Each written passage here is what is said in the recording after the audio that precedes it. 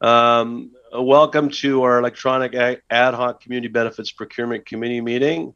Due to the COVID-19 pandemic, the committee is practicing physical distancing and we're meeting remotely. The clerk, Julie Hale, is in the chambers at regional headquarters at 150 Frederick. So we'll call the meeting to order, and I'll ask Julie to do roll call, please. Chair Strickland. Here. Councillor Jowett. Here. Councillor Nowak. Present. Regional Chair Redmond. Present. Councillor Kiefer. Here. Councillor Harris. I'm here. Councillor Galloway. Okay, thank you very much. I'd like to do the land acknowledgement and acknowledge that the land on which we gather virtually today is traditional territory of the Haudenosaunee and Anishinaabe and neutral people. We acknowledge the enduring presence of the Indigenous people with whom we share this land today, their achievements and their contributions to our community. Okay, are there any declarations of pecuniary interest? Seeing none, okay, thank you very much. Approval of the minutes. Any questions, errors, or omissions? Could someone move it, please? Just raise your hand. Councillor Harris, Councillor Kiefer, all those in favor? That's carried. Thank you very much. Okay, so we have next on the agenda, obviously, is our report. And I guess I'm just wondering, like Mr. Dyer is not here today. Martha, do you have a slide deck that you're going to take us through? Nope. In this case, we decided that a slide deck was not necessary. Okay. But we do have myself, Christine, and Lisa, who are going to walk you through the key points that we wanted to highlight with you. Okay. And then we can answer any questions that you have. Does that sound all right? That's fine. Yeah, I'm just wondering, committee, do you want to go through that? I mean, the recommendation is pretty straightforward, and we've already basically dealt with A in terms of supporting the pilot in principle, and the real change here is the cash allowance of up to $100,000. So I think that, yeah, I can draw your attention to sort of the things I think are the three biggest changes that are different from maybe anything that we would have said prior. So it is just the inclusion of the cash allowance.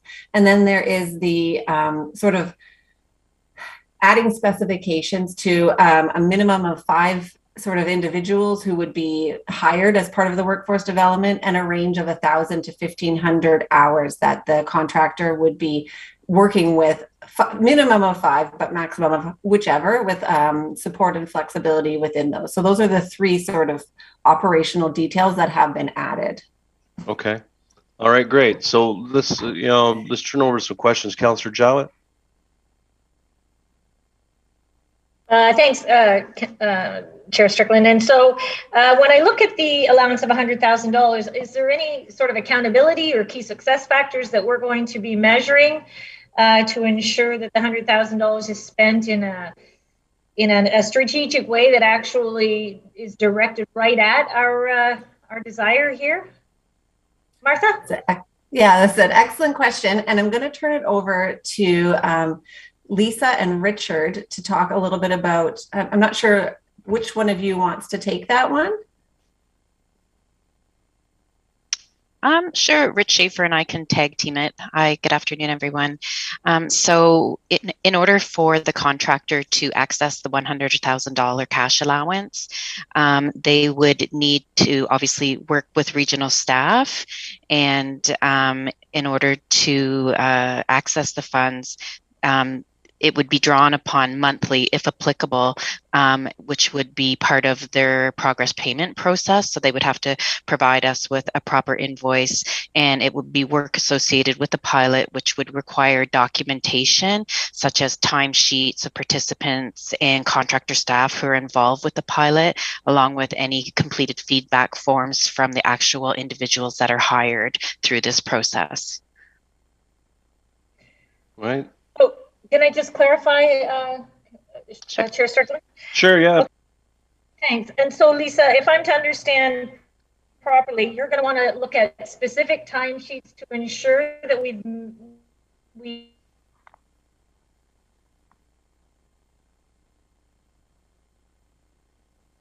Did Helen freeze for everybody, or is that just? Everything Yes. to meet the quota, or are we actually going to ensure that the quota for care? Sorry, did you hear any of it? How's that? Can No, you start Helen. over? Yeah, you Can you froze hear big me? time. Can you hear me now? Yep. Yeah. Okay, and so in a precarious labor market, the distinction I'm looking for is, are we looking to see that they met their quota results as time goes on through the process of the monthly remuneration for it, or are we looking to see that they have made their best effort? So, good questions. We obviously will be working with the contractor through the duration of the contract, and we will be working with them, with other employment agencies, to, as they start, I can assume it's going to start slowly or small, and then hopefully we can work with them in order to get to the higher quotas. Until we're in the actual situation, it's really hard to say, but that is, Martha, I see your hand up. You can probably speak to that better since you're in the employment side of things. Yeah, I think you're raising excellent questions. In the segment that refers to sort of the role of Employment Ontario, you can see that the responsibility is not necessarily fully on the contractor for finding the participants. That's part of the partnership that we are offering.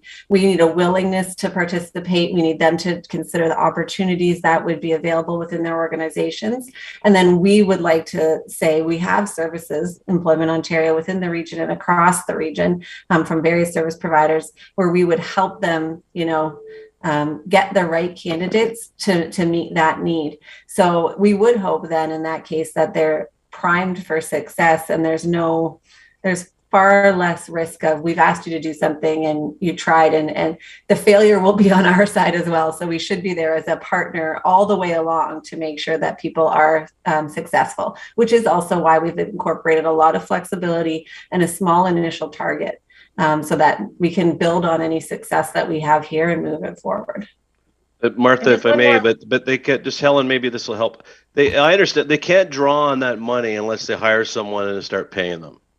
Yep, that's right. A fact. So that's the accountability. Yep. Okay, and just one final point, if you'll indulge me, and that is, I wouldn't want to put all my eggs in any one basket in a precarious labor market. So I don't want to state the obvious. Maybe you guys have already thought of this, but I suggest you cast that net as wide as possible through every inflow channel, which is not just government agencies, it's private agencies, it's educational institutions, it's skilled trades facilities, and the like, or I believe the diminished success of the program would be at stake here. So those are all my comments. Very much appreciate it. Thank you. Thanks, Helen, and all of that's in there for sure. It's a very wide net.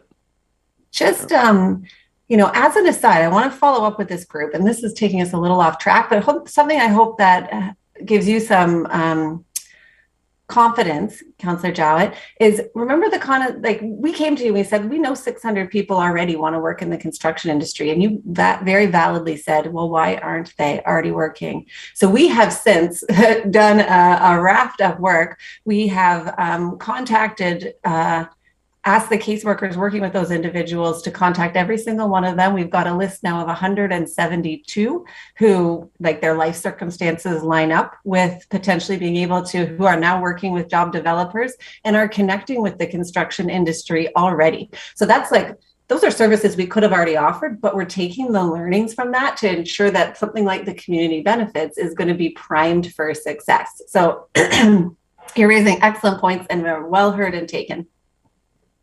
I appreciate that. Thanks, Martha. Thanks. Any other questions for staff on this? Okay, I just, before we deal with the recommendation, I just like to make, an observation, and I'm not suggesting we make any changes, but I'd like to point out that it says up to $100,000. So that doesn't necessarily mean it's going to be $100,000. So it's up to $100,000, because when you look at the requirement of the target of 1,000 to 1,500 total hours of workforce development activities, that's not like a full year on a construction site. So, we have to make sure that that's kind of like a minimum target. And in order to access up to $100,000, I'm certainly hopeful there'll be more than 1,000 to 1,500 hours on a site. Councillor Harris? Yeah, I just want to jump in. I was late to there, but I did want to thank staff. Obviously, I think it's pretty obvious of my, hesitancy on CBAs. Clearly, still am, and I think staff have actually done a really good job listening to the industry, getting a sense of what the realities are out there. I know we talked earlier on about a London example, but that the region should have some skin in the game itself when it comes to putting financial contribution forward to actually not put all of these costs onto contractors.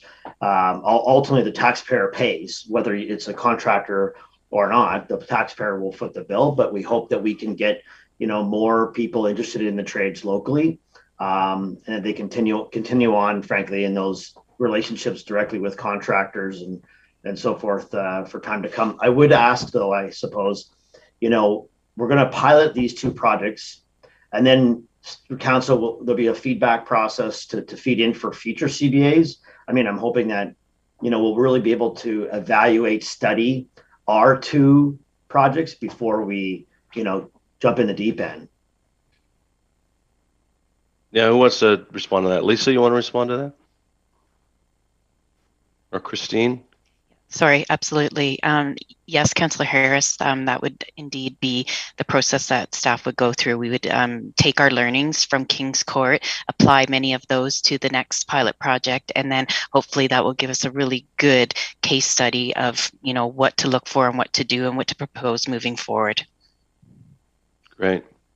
All right, I think this is, I would echo Councillor Harris's comments. I mean, this has been a very interesting journey. It's taken us longer than we anticipated, but the amount of feedback and public consultation and interviews the staff have had, I think we've landed on a really good spot here. And this is going to be really good for the industry and also good for the region. A progressive approach to procurement to provide more opportunities for more people. Looking at it on a pilot basis so it's manageable, but it's also scalable going forward. So I really like to compliment staff on the work you've done here as well. So if there's no other questions, maybe we'll get the motion on the table. Councillor Harris, do you want to move it? Okay, Councillor Harris moves it. Sure. Yeah. Great. We'll get a seconder. Councillor Nowak. Okay. Any further discussion? All right, all those in favor, just signify by raising your hand. All right, that's unanimous. So thanks very much. The next step is that this goes to council in April, correct? Yeah, yep. April. I don't know the date. April, sometime after Easter, I think. Okay. All right. So is there any other business for the committee? Okay, next meeting. This is probably the last meeting unless council kicks it back to us. So there's no next meeting scheduled. It'll go to council in April, and hopefully we'll be able to move forward from there. So thanks again to everyone, and thanks also to the committee members. Really appreciate your time and your involvement in this important issue. And I think we've done some really good work here. So with that, if we have a motion to adjourn, that'd be great. Councillor Harris, seconded by Councillor Kiefer. Chair Redmond, are you moving? I can move. I just wanted to add my voice to say thank you to you for your leadership, Sean, but also to recognize that staff did a lot of homework behind the scenes following up with stuff, and that's very appreciated. Absolutely. Absolutely. Staff did a really good job here. All right, so motions to adjourn. All those in favor? That's carried. Enjoy the rest of your afternoon, everybody. Thanks so much. Stay healthy out there.